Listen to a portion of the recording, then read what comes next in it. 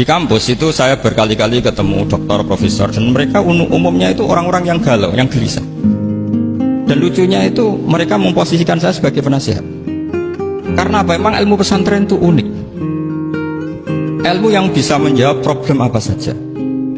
Mereka misalnya tanya begini, Pak Baha, saya ini orang kampung, yang bapak saya itu Utun, katanya. Utun itu lugu, bisa menjadikan saya doktor, saya jadi dekan, saya jadi rektor.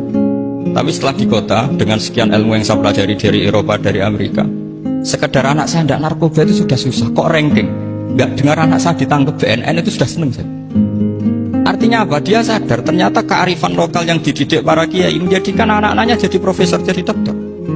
Tapi dengan ilmu kedoktorannya, orang menjadikan anaknya ranking itu susahnya bukan main.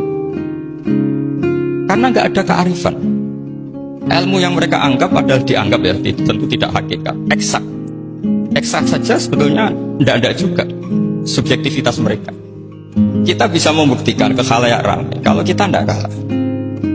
Khawarizm Al-Jabar terkenal di barat, Avicenna atau Ibnu Sina itu ya dengan ilmu-ilmu umum.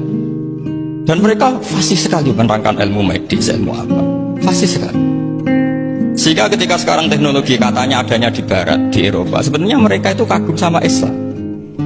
Karena mereka ngakui bahwa di antara ilmu itu dari Islam, zaman Khawarizm, zaman Al-Jabar, zaman Avicenna, zaman Ibnu Rus dan sebagainya.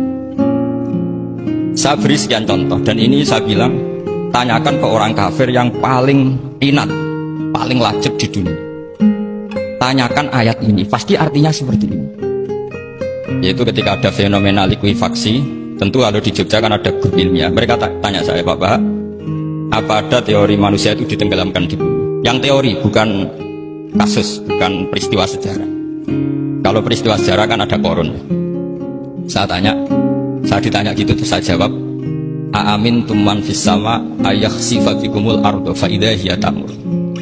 Apa kamu merasa aman di dunia sementara pengendali langit, man fis sama itu pengendali langit?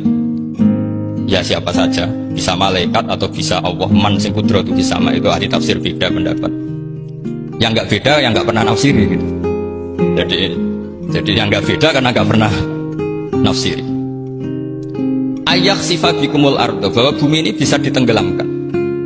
Faidah ya tamur, ya memang bumi itu bisa meleleh, bisa meleleh. Terus saya memberi sekian argumentasi. Kalau kamu katakan justifikasi ilmiah karena kadung Islam dan kadung pegangan Quran, mungkin Anda akan bilang saya ini justifikasi, nyari pembenaran secara syariah. Tanyakan ke ahli lughat yang non muslim, maknanya ayat itu tetap seperti itu. Begitu juga misalnya ayat wal ardi dzatis sodr, dan bumi yang berkarakter bisa retak, sodpun itu retak. Dulu kita hanya punya contoh, misalnya biji-bijian jagung yang lembek, yang lemah, dan bumi yang keras, atau ketela, atau bengkoang itu. Ternyata dengan segala kelemahan ini, biji-bijian ini bisa merekah, dan buminya yang ngalah memberi ruang.